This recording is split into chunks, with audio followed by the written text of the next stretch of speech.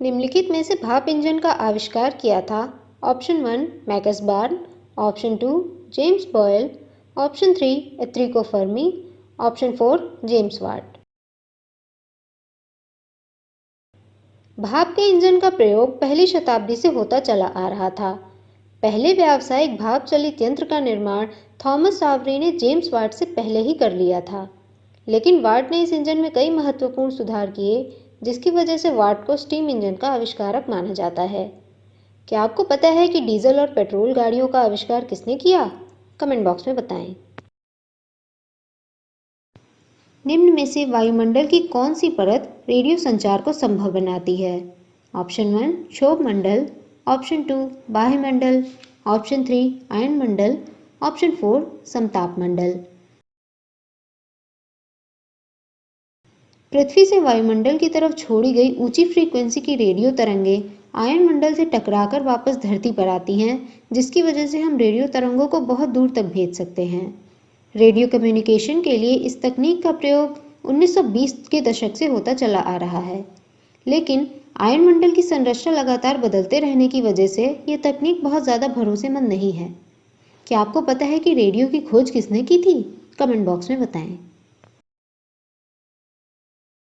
समान barometric pressure वाली जगहों को जोड़ने वाली रेखा को बोला जाता है आइसोबार्स, आइसोहाइड्स, आइसोथर्म्स या आइसोटोन्स। मानचित्र पर समान तापमान वाली रेखा को आइसोथर्म्स, समान वर्षा वाली रेखा को आइसोहाइड्स और समान दाब वाली रेखा को आइसोबार बोला जाता है। इनमें सबसे अलग आइसोटोन्स ऐसे परमाणु होते हैं जिनमें प्रोटॉन की संख्या तो अलग अलग होती है, मगर न्यूट्रॉन की संख्या समान होती है। क्या आपको पता है कि आइसोटोप क्या होते हैं? कमेंट बॉक्स में बताएं। निम्न में से कौन टेलीविजन डिस्प्ले की तकनीक के विकसित होने का सही क्रम है? Option 1 CRT plasma LED, option 2 CRT LED plasma, option 3 plasma LED CRT, option 4 इनमें से कोई नहीं। CRT अर्थात कैथोड रे ट्यूब की तकनीक 19वीं शताब्दी के अंत में ही आ गई थी। इसके बाद प्लाज्मा तकनीक का विकास 1960 के दशक में हो चुका था। इन दोनों के बाद LCD और LED तकनीक आई। वर्तमान में ज़्यादातर मोबाइल, टेलीविज़न, कंप्यूटर तथा अन्य डिस्प्ले में LED तकनीक का ही प्रयोग हो रहा है। क्या आपको पता है कि LED तकनीक का प्रयोग करने के क्या फ़ायदे हैं? कमेंट बॉक्स में बताएं। किसी स्थान पर दो ज्वार या दो भाटाओं के बीच कितना अंतराल होता है? ऑप्शन 1 12 घंटे, ऑप्शन 2 12 घंटे 26 मिनट, ऑप्शन 3 15 घंटे 30 मिनट, ऑप्शन 4 24 घंटे। जब सूरज और चंद्रमा एक लाइन में होते हैं तो ज्वार यानी हाई टाइड आती है, और जब वो एक दूसरे से 90 डिग्री पर होते हैं तो भाटा या लो टाइड आती है। ज्वार और भाटा के बीच 6 घंटे 13 मिनट का अंतर होता है, जबकि दो ज्वार या दो भाटों के बीच 12 घंटे 26 मिनट का अंतर होता है। क्या आपको पता है कि ज्वार और भाटा आने के पीछे क्या कारण है? कमेंट बॉक्स में बताएं। इनमें से कौन सा अंग मनुष्य के शरीर में सबसे नया खोजा गया अंग है? Option 1 tubarial glands, option 2 interstitium, option 3 patent foramen ovale, option 4 ureter. जैसे जैसे नई तकनीक का विकास होता जा रहा है, वैज्ञानिकों को कुछ सालों के अंतराल पर मानव शरीर में नए अंग भी मिलते जा रहे हैं। एक नए PET स्कैन, जिसे PSMA कहते हैं, की मदद से वैज्ञानिकों ने नाक और गले के मिलने वाली जगह पर ट्यूबारियल ग्लैंड्स नाम के नए अंग खोजे हैं। ये अंग एक तरह की ग्रंथियां हैं जिनसे सलाइवा निकलता है। क्या आपको पता है कि मानव सलाइवा में कौन सा एंजाइम मिलता है? कमेंट बॉक्स में बताएं। भारतीय मानक समय ग्रीनविच मीन टाइम से कितने घंटे आगे है? ऑप्शन 1 4.5 घंटे, ऑप्शन 2 5.5 घंटे, ऑप्शन 3 6 घंटे, ऑप्शन 4 3.5 घंटे। 19वीं शताब्दी में लंदन काफ़ी एडवांस समुद्री शक्ति था। यहाँ के नाविक ग्रीनविच में स्थित रॉयल ऑब्जर्वेटरी को 0 डिग्री देशांतर मानकर समय की गणना करते थे। बाद में पूरे विश्व में यही व्यवस्था लागू हो गई और यहाँ से ही समय की गणना होने लगी। भारत के स्टैंडर्ड समय को 82.5 डिग्री देशांतर रेखा से गिना जाता है और ये ग्रीनविच मीन टाइम से 5.5 घंटे आगे है। क्या आपको पता है कि 1 डिग्री देशांतर बदलने पर समय में कितने मिनट का फर्क पड़ता है? कमेंट बॉक्स में बताएं। सूर्य का पृष्ठीय तापमान निम्न में से किसके करीब आंका गया है? 6000 degree Celsius, 12000 degree Celsius, 18000 degree Celsius या 24000 डिग्री सेल्सियस। सूर्य के अलग अलग परतों का तापमान अलग अलग होता है। अगर बात करें सूर्य की सबसे भीतरी परत की, तो इसका तापमान 1.5 करोड़ डिग्री तक पहुंच जाता है। सूर्य का पृष्ठीय तापमान करीब 5600 डिग्री सेल्सियस है और सूर्य की सबसे बाहरी परत कोरोना का तापमान करोड़ों डिग्री होता है। क्या आपको पता है कि पृथ्वी और सूर्य के बीच की दूरी कितनी है? कमेंट बॉक्स में बताएं। निम्न में से कौन पहला व्यक्ति था जिसने कहा कि दुनिया गोल है? अरस्तु, कोपरनिकस, टॉलमी, स्ट्राबो। चंद्रमा की कलाओं को देखकर सबसे पहले पाइथागोरस ने करीब 500 ईसा पूर्व में अनुमान लगाया कि पृथ्वी गोल है। बाद में अरस्तु ने 350 ईसा पूर्व में अलग अलग जगहों से अलग अलग तारामंडलों को देखकर ये पाया कि भूमध्य रेखा से दूर जाने पर तारामंडल भी दूर होते जाते हैं। इस निरीक्षण के आधार पर ही अरस्तु ने प्रमाणित किया कि पृथ्वी गोल है। क्या आपको पता है कि सौरमंडल का सूर्य केंद्रीय मॉडल किसके द्वारा दिया गया था? कमेंट बॉक्स में बताएं।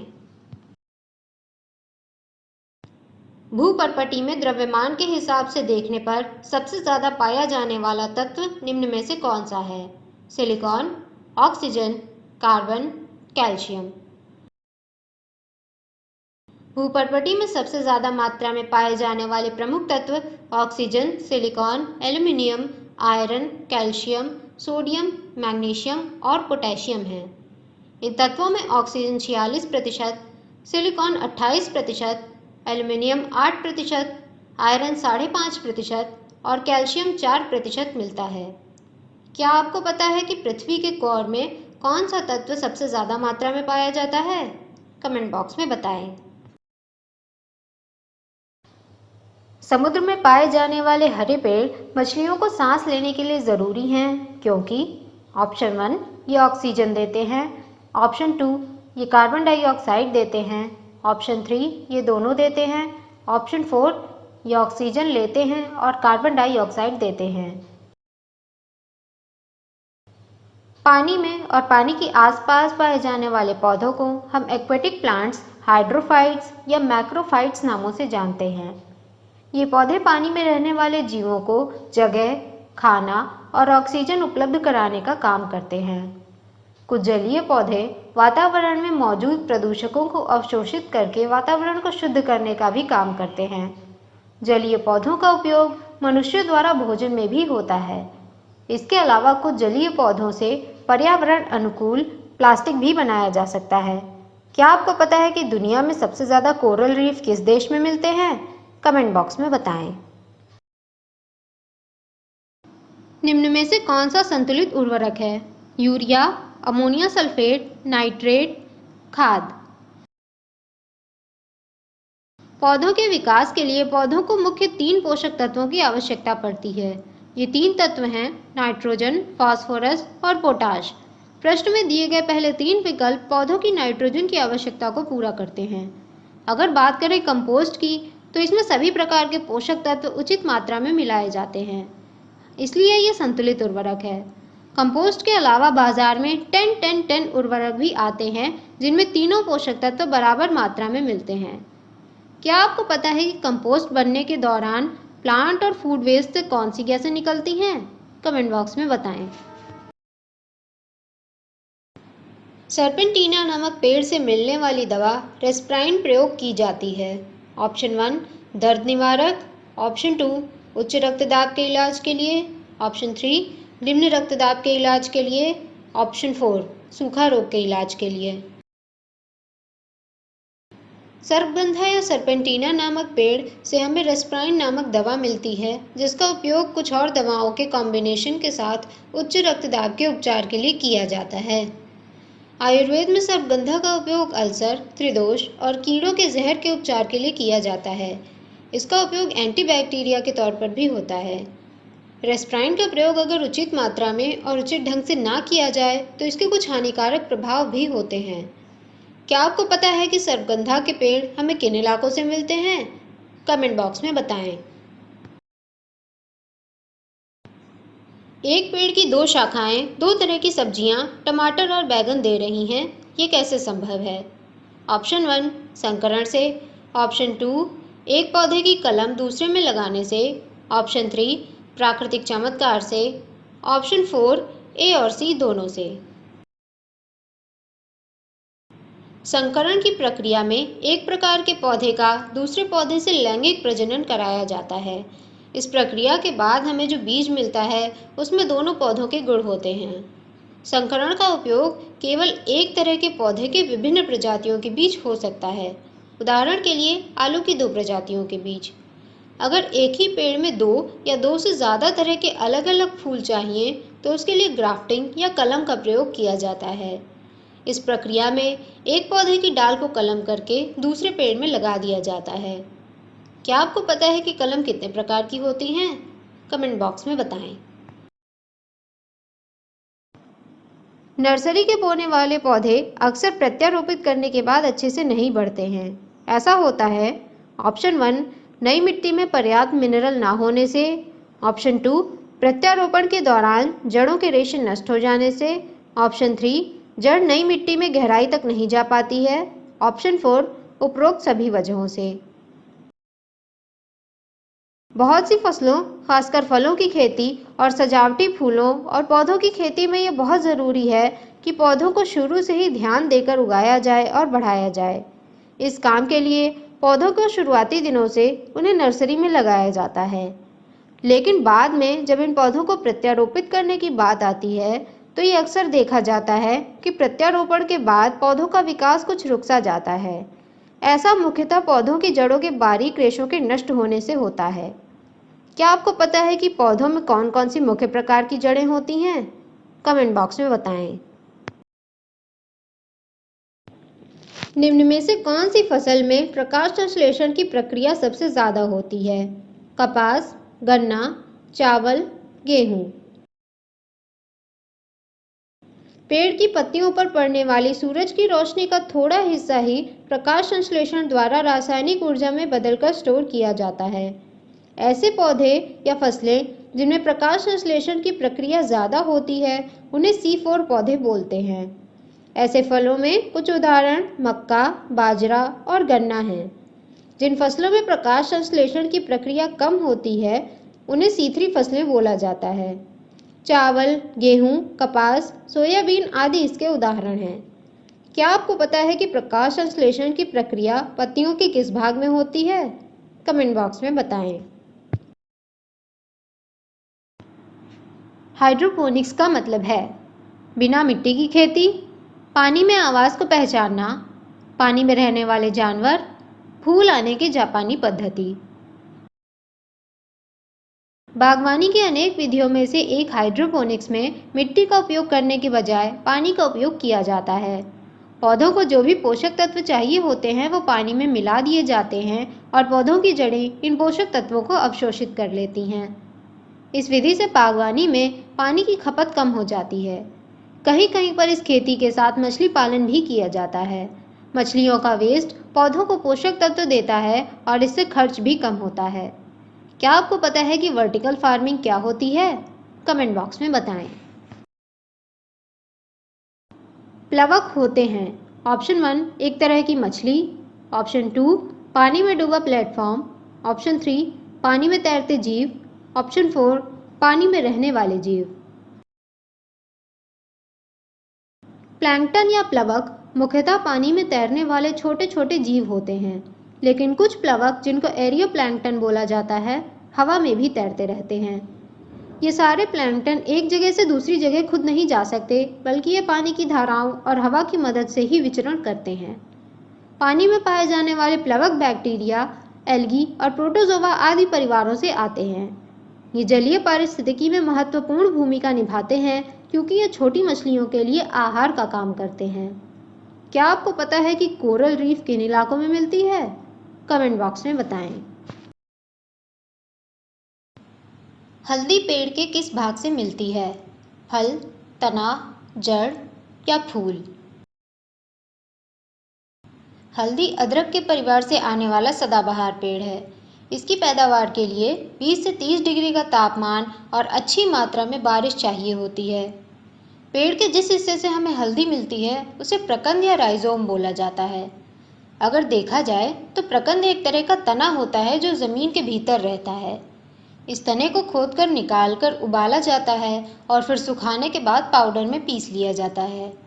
क्या आपको पता है कि आलू और शकरकंद पौधों के किन भाग से मिलते हैं? कमेंट बॉक्स में बताएं। खाद्य फसलों की नई प्रजातियां पारंपरिक प्रजातियों से अलग होती हैं क्योंकि उन्हें चाहिए होता है। ऑप्शन 1 कम पानी, ऑप्शन 2 कम खाद, ऑप्शन 3 ज़्यादा खाद और पानी, ऑप्शन 4 कम पानी ज़्यादा खाद। द्वितीय विश्व युद्ध के बाद दुनिया को ये बात समझ में आ गई कि बढ़ती हुई जनसंख्या के लिए भोजन पैदा करना पुराने तरीकों से संभव नहीं है। इसलिए दुनिया भर के वैज्ञानिकों ने एक्सपेरिमेंट करके फसलों की नई प्रजातियों को विकसित किया। ये नई किस्में पुरानी किस्मों के मुकाबले ज़्यादा खाद और पानी लेती थीं, इसलिए इनकी उत्पादकता भी काफ़ी ज़्यादा होती थी। क्या आपको पता है कि विश्व और भारत में हरित क्रांति के पिता के रूप में किसे जाना जाता है? कमेंट बॉक्स में बताएं। एपीफाइट पौधे दूसरे पेड़ों पर निम्न में से किस चीज़ के लिए निर्भर रहते हैं? खाने के लिए, सहारे के लिए, छाया के लिए या पानी के लिए? एपीफाइट पौधे ऐसे पौधे होते हैं जो किसी बड़े पेड़ की सतह पर उगते हैं। ये अपने पानी और पोषक तत्व की ज़रूरत हवा, बारिश या बड़े पेड़ पर जमे हुए धूल और दूसरी चीज़ों से करते हैं। इस तरह से ये बड़े पेड़ पर केवल एक सहारे के लिए ही निर्भर होते हैं। ये पौधे इकोसिस्टम में न्यूट्रिएंट साइकिल में विविधता बढ़ाने में महत्वपूर्ण योगदान देते हैं। क्या आप कुछ एपीफाइट पौधों के उदाहरण दे सकते हैं? घटपर्णी पौधों का घड़ा पौधे के निम्न में से किस भाग से बनता है? तना, पत्ती, स्टिप्यूल, डंठल? घटपर्णी पौधे एक तरह के मांसाहारी पौधे होते हैं। ये पौधे ऐसी जगह पर उगते हैं जहाँ की मिट्टी में नाइट्रोजन की मात्रा कम होती है। नाइट्रोजन की इस कमी को पूरा करने के लिए हजारों लाखों साल के इवोल्यूशन की वजह से इन पौधों की पत्तियां एक खास तरह के घड़ों के रूप में बदल गई हैं। जब भी कोई कीट इन घड़ों पर आकर बैठता है तो उसके प्रेशर की वजह से घड़ा बंद हो जाता है और इस बंद हुए कीट को पौधा एंजाइम की मदद से पचाकर अपने नाइट्रोजन की कमी को पूरा करता है। क्या आपको पता है कि मनुष्य की लार में कौन सा एंजाइम मिलता है? कमेंट बॉक्स में बताएं। केसर बनाने में पेड़ के निम्न में से किस भाग का प्रयोग किया जाता है? पत्ती, पंखुड़ी, पुष्प बाह्यदल, स्टिग्मा? अपनी खुशबू और रंग के लिए जाने जाने वाला केसर दुनिया का सबसे महंगा मसाला है। विश्व में साल भर में इसकी पैदावार केवल 300 टन के करीब है। भारत में इसकी खेती कश्मीर के करेवा क्षेत्र में की जाती है और भारत केसर के उत्पादन में दूसरे स्थान पर आता है। केसर एक सदाबहार पौधा है जिसमें पतझड़ के मौसम में फूल आते हैं। केसर को इकट्ठा करने के लिए फूल के स्टिग्मा यानी वर्तिकाग्र वाले हिस्से को तोड़कर सुखाया जाता है। क्या आपको पता है कि दुनिया में सबसे ज़्यादा केसर किस देश में पैदा किया जाता है? कमेंट बॉक्स में बताएं। निम्न में से कौन सा पौधा जल प्रदूषण को कम करने के साथ ही साथ बायोगैस बनाने में भी सहायक होता है? यूकेलिप्टस, जलकुंभी, साल्विनिया, कमल? जहाँ तक बात आती है बायोगैस की, तो किसी भी तरह के पौधे को बायोगैस बनाने के लिए उपयोग में लिया जा सकता है। लेकिन प्रकृति में कुछ खास तरह के पौधे या अन्य जीव होते हैं जो अगर किसी जगह पर उगते हैं तो उनका कुछ खास मतलब होता है। उदाहरण के लिए लाइकेन और मॉस प्रदूषण की अधिक मात्रा को बताते हैं। इसी तरह जलकुंभी भी अक्सर उन्हीं जगहों पर ज़्यादा उगती है जहाँ पर हैवी मेटल ज़्यादा मात्रा में मिलते हैं। ये केवल हैवी मेटल की ज़्यादा मात्रा को बताती ही नहीं है, बल्कि उसे सोखकर कम करने में भी सहायता करती है। क्या आपको पता है कि यूकेलिप्टस के तेल का उपयोग कहाँ कहाँ होता है? कमेंट बॉक्स में बताएं। निम्न में से वो कौन सी गैस है जिसकी मदद से कच्चे फलों को पकाया जाता है? Carbon dioxide, ethane, ethylene, acetylene. फलों को ज़्यादा दूरी दूसरे राज्यों और देशों तक पहुंचाने के लिए उन्हें पकने से पहले ही तोड़ लिया जाता है और बाद में इसमें अलग अलग तरह के केमिकल का प्रयोग करके पकाया जाता है। पेड़ों में फलों के पकने का जो प्रोसेस होता है वो एथिलीन गैस से शुरू होता है। फलों को कृत्रिम रूप से पकाने के लिए भारत में कैल्शियम कार्बाइड का सबसे ज़्यादा प्रयोग होता है। कैल्शियम कार्बाइड से एसिटिलीन निकलती है जो एथिलीन गैस की तरह ही काम करती है और फलों को पका देती है। क्या आपको पता है कि कैल्शियम कार्बाइड के अलावा और किस केमिकल से फलों को पकाया जाता है? कमेंट बॉक्स में बताएं।